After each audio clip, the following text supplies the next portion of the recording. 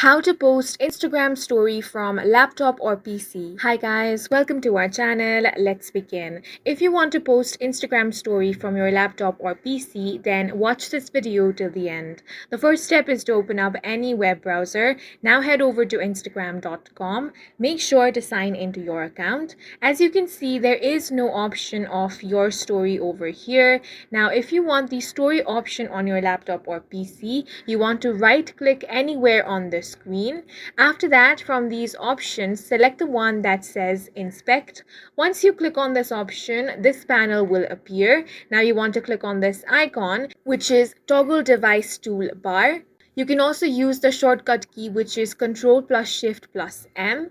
Now you have the dimensions option here. Click on this drop down menu. You will find different mobile devices option over here. You can basically click on whichever you prefer. Once you click on this, you want to refresh the page.